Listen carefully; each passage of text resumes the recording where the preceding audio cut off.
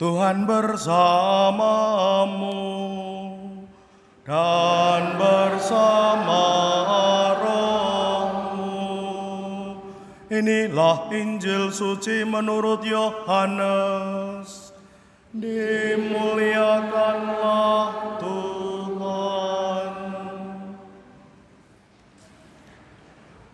Ketika Yohanes membaptis di Sungai Yordan, ia melihat Yesus datang kepadanya, maka katanya, "Lihatlah anak domba Allah yang menghapus dosa dunia. Dialah yang kumaksudkan ketika kukatakan, sesudah aku akan datang seorang yang telah mendahului aku, sebab dia telah ada sebelum aku. Aku sendiri pun mula-mula tidak mengenal dia. Tetapi untuk itulah aku datang dan membaptis dengan air, yakni supaya ia dinyatakan kepada Israel." Dan Yohanes memberi kesaksian, katanya, "Aku telah melihat roh turun dari langit seperti merpati, dan roh itu tinggal di atasnya.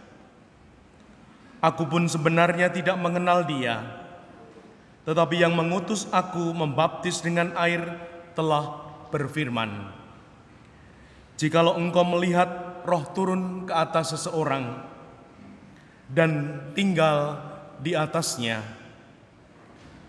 dia itulah yang akan membaptis dengan Roh Kudus. Dan aku telah melihatnya, maka aku memberi kesaksian, dia inilah Anak Allah." Demikianlah sabda Tuhan. Terpujilah Kristus.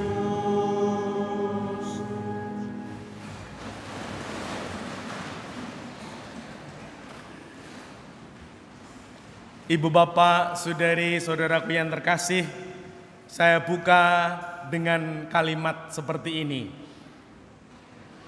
Sesuatu yang tidak kita nantikan, namun harus kita jalani lebih lama, dan akan kita mulai hari ini. Apa itu? Masa biasa.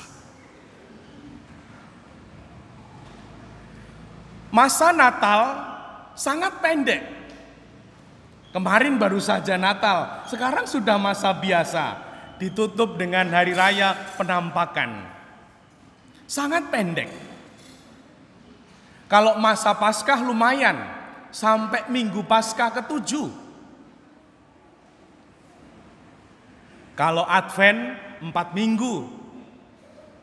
Masa Prapaskah berapa? 5 minggu. Nah, masa biasa yang tidak kita nantikan, tidak kita persiapkan, akan kita jalani 34 minggu. Padahal tidak ada persiapan khusus, namun harus menjalani lebih lama. Mau Natal, persiapannya luar biasa. Mau Paskah juga, persiapannya sangat baik. Nah, mau memasuki menjalani masa biasa yang lebih lama, kita tidak ada persiapan. Lalu bagaimana ini? Supaya masa biasa tetap bermakna. Supaya masa-masa biasa harian, hidup sehari-hari tetap berarti.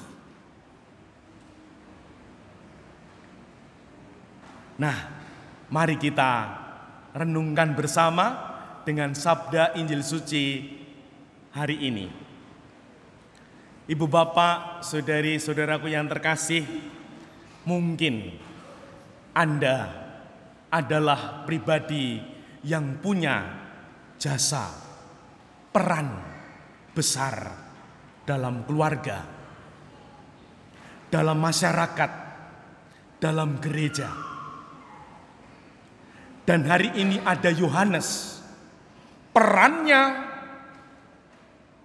jasanya besar banget. Dan Yohanes mengatakan demikian, lihatlah anak domba Allah yang menghapus dosa dunia. Dialah yang kumaksudkan ketika kukatakan, sesudah aku akan datang seorang yang lebih baik. Ini kerendahan hati luar biasa. Maka saya juga harus mengatakan itu. Setelah Romo Bondan nanti, akan ada Romo Paroki yang lebih baik. Jangan khawatir. Dan nanti kalau sudah jadi paroki, tidak mungkin. Paroki penuh maksudnya, tidak mungkin hanya satu romo. Mungkin 2 ataupun lebih. Begitu pula panjenengan. Di dalam menggereja dibatasi 2 periode. Supaya apa? Supaya setelah aku nanti ada yang lain. Ada regenerasi. Orang ngoyot. Namun semakin banyak yang terlibat. Dan ini butuh kerendahan hati. Dan kerendahan hati itu bahasa Jawanya kan humble. Lalu kalau dicari kata lainnya humility. Humility itu bahasa sehari-harinya adalah humus. Pribadi yang rendah hati itu subur dan menyuburkan. Sekarang menjadi ketua lingkungan yang baik. Jangan lupa menyiapkan pengganti. Orang malah nek aku iso sangang periode.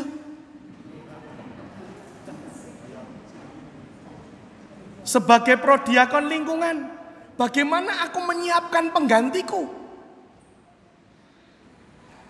Nah, ini semangatnya. Sehingga nanti akan berkelangsungan. Seperti kemarin, nek jaluk romo tambah, Bapak Uskup ngendika harus ada romo dari Lamongan Indah. Kita bangga bersyukur ada calon romo MSF 1, Kevin. Lalu calon romo SVD, namanya siapa? Edo atau siapa ya? Nah itu, pokoknya itu. Lupa saya namanya. Ada 2, puji Tuhan. Nah semoga nanti ada yang masuk seminari menengah Mertoyudan. Amin. Amin. Neng kerep-kerep iki doane, Tuhan panggillah anak-anak ning ojo anakku.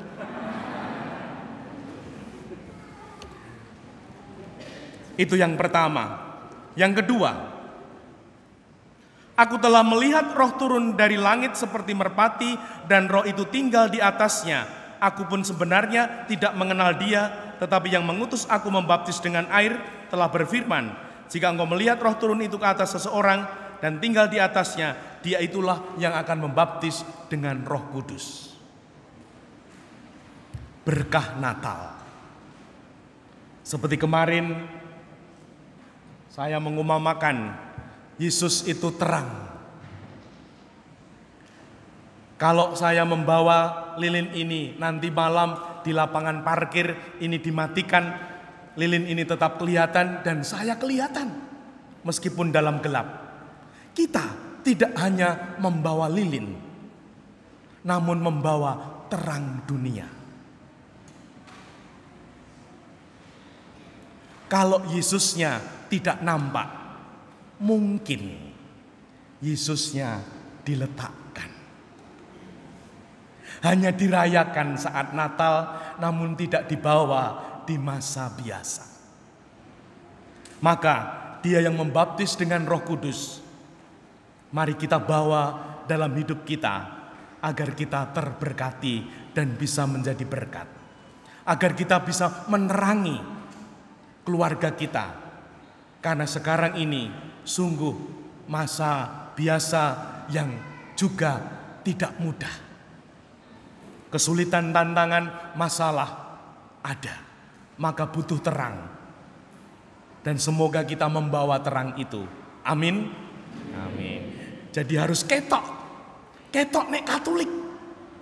Sebagai anak sekolah, sebagai mahasiswa, sebagai ibu yang bekerja di kantor, sebagai bapak, sebagai guru, apakah aku ketok nek Katolik membawa Tuhan? Semoga nampak. Dan kalau sudah nampak, ada harapan berdampak. Yang ketiga, Dia itulah yang membaptis dengan Roh Kudus dan aku telah melihatnya, maka aku memberi kesaksian, Dia inilah Anak Allah. Nah, di minggu biasa yang tidak kita siapkan, kita menyiapkan hari ini 34 minggu. Mari, maka aku memberi kesaksian, Dia inilah Anak Allah. Semoga sungguh nanti ada orang yang kepencut menjadi Katolik karena melihat panjenengan. Yang keluarganya rukun, yang sebagai bapak, bapak baik, sebagai ibu, ibu baik, sebagai anak sekolah yang baik. Karena orang menjadi Katolik itu melihat orang Katolik. Ada yang ditanya, kenapa pengen jadi Katolik? Karena melihat orang Katolik itu kok rukun. Jane ya ora ya. Nah, itu ada yang mengatakan itu.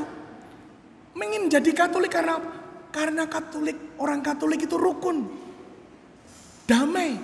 Nah, mari kita bersaksi agar ada yang kepencut. Dan sungguh kesaksian itu akan menjadi kekuatan cahaya hidup. Karena kita Katolik di masa Natal, masa Paskah, dan masa biasa. Dan semoga kita mau menjalani masa biasa ini dengan tidak biasa. Dengan cara-cara yang berbeda, bahkan luar biasa. Seperti kita belajar dari Injil suci ini. Dimuliakanlah Tuhan kini dan sepanjang masa.